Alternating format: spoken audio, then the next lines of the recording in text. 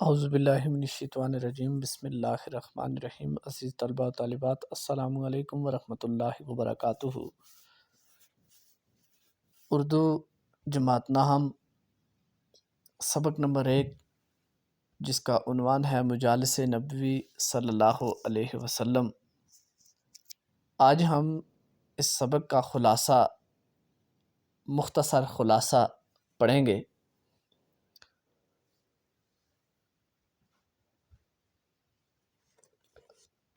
سب سے پہلے حضور نبی کریم صلی اللہ علیہ وسلم کی مجلس کا احوال۔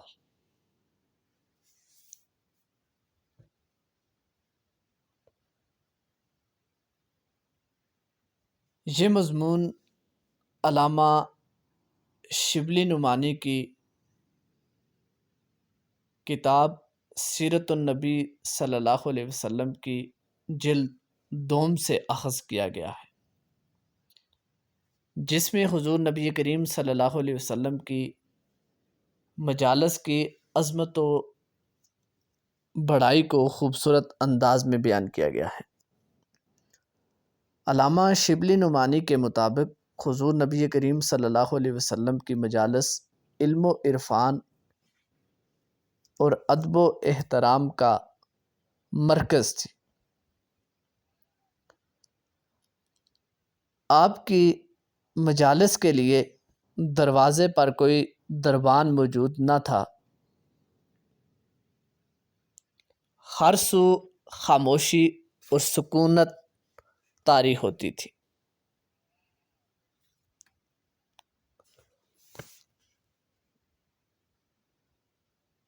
مختلف حدیثوں میں یہ ذکر کیا گیا ہے کہ حضور نبی کریم صلی اللہ علیہ وسلم کی مجلس میں لوگ بیٹھتے تو ایسا معلوم ہوتا کہ ان کے سروں پر چڑیاں بیٹھی ہوئی ہیں، یعنی کوئی شخص ذرا بھی جنبش نہیں کرتا تھا، حرکت نہیں کرتا تھا۔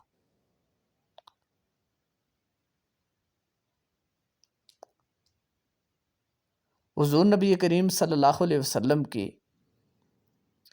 مجلس میں تمام حاضرین ادب سے سر جھکائے رکھتے۔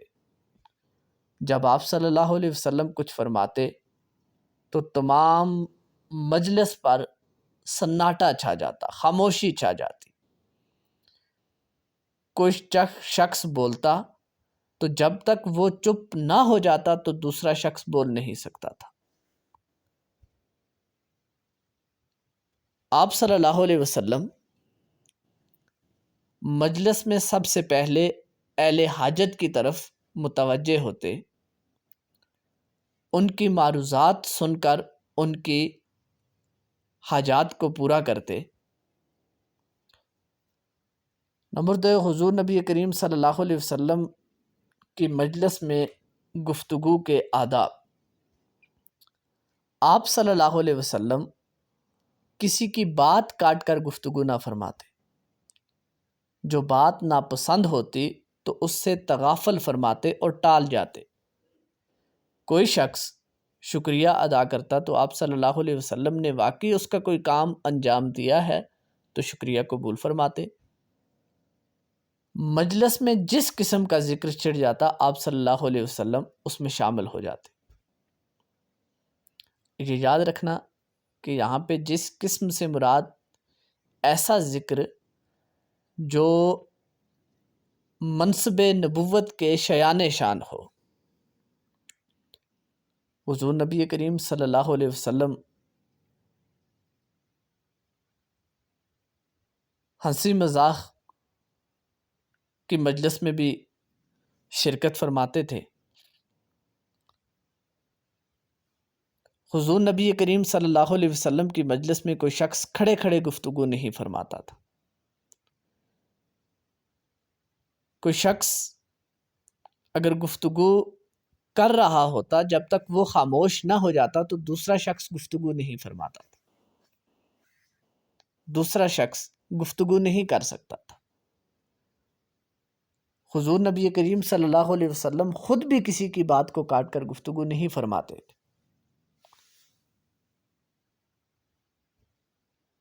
ایران کا معمول۔ ایران میں معمول تھا کہ جب مجلس میں کوئی معزز شخص آ جاتا تو سب تعظیم کو کھڑے ہو جاتے، اور یہ بھی قانون تھا کہ جب امیر لوگ دربار جماتے تو لوگ سینوں پر ہاتھ رکھ کر کھڑے رہتے۔ اور حضور نبی کریم صلی اللہ علیہ وسلم ان باتوں سے منع فرماتے۔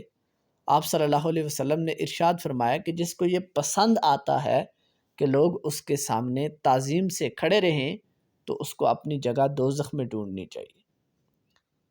البتہ آپ صلی اللہ علیہ وسلم جوش محبت میں آ کر کسی کسی کے لیے کھڑے ہو جاتے تھے، جس طرح کہ حضرت فاطمہ الزہرا رضی اللہ تعالیٰ عنہ جب بھی آتی تو آپ صلی اللہ علیہ وسلم اکثر کھڑے ہو جاتے۔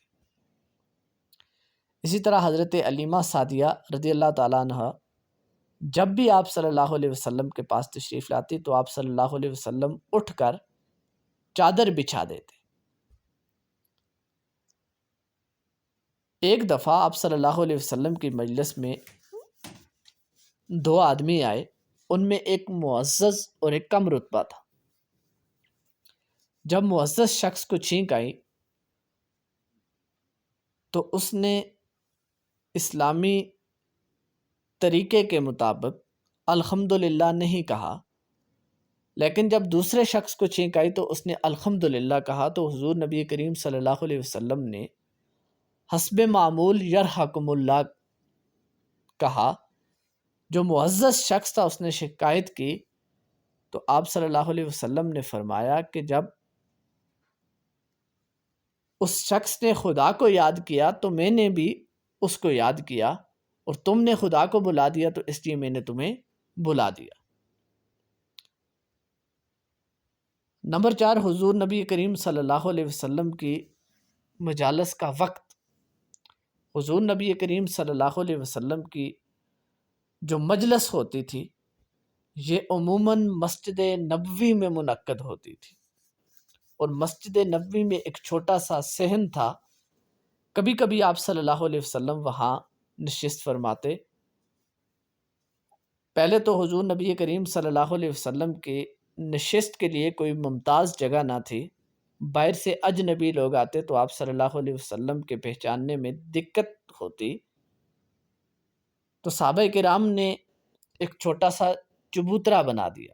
آپ صلی اللہ علیہ وسلم اس پر تشریف رکھتے اور باقی دونوں اطراف صحابہ کرام حلقہ باندھ کر بیٹھ جاتے۔ حضور نبی کریم صلی اللہ علیہ وسلم کی مجلس میں آنے والوں کے لیے کوئی روک ٹوک نہ تھی۔ جو آپ صلی اللہ علیہ وسلم کی مجالس کا وقت تھا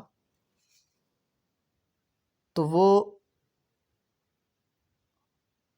صبح کا وقت تھا۔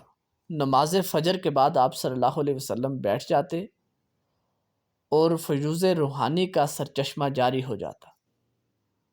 لیکن بعض روایات سے معلوم ہوتا ہے کہ آپ صلی اللہ علیہ وسلم ہر نماز کے بعد ٹھہر جاتے اور مجلس قائم ہو جاتی۔ مسئلہ تقدیر۔ ایک روز آپ صلی اللہ علیہ وسلم مسجد میں تشریف لائے تو صحابہ کرام کے دو حلقے قائم تھے۔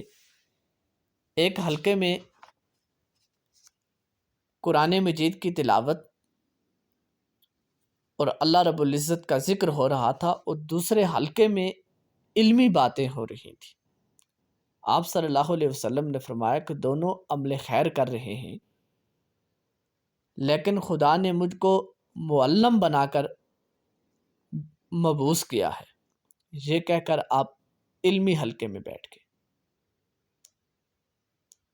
ایک روز صحابہ کرام کی مجلس میں مسئلہ تقدیر پر گفتگو ہو رہی تھی۔ آپ صلی اللہ علیہ وسلم نے سنا تو اپنے حجرے سے نکل آئے۔ آپ صلی اللہ علیہ وسلم کا چہرہ مبارک اس قدر سرخ ہو گیا گویا کسی نے حضور نبی کریم صلی اللہ علیہ وسلم کے رخسار مبارک پر انار کے دانے نچوڑ دیے۔ آپ صلی اللہ علیہ وسلم صحابہ کرام کی طرف مخاطب ہوئے اور فرمایا کہ کیا تم اس لیے پیدا کیے گئے ہو کہ قرآن کو باہم ٹکرا رہے ہو؟ گزشتہ امتیں انہی باتوں سے برباد ہوئی۔ اور حضور نبی کریم صلی اللہ علیہ وسلم کی ان مجالس کا مقصد یہ بھی تھا کہ صحابہ کرام رضوان اللہ علیہ اجمعین میں جس مسئلے میں باہم اختلاف پیدا ہو جاتا تو حضور نبی کریم صلی اللہ علیہ وسلم ان کا صحیح فیصلہ فرما دیتے۔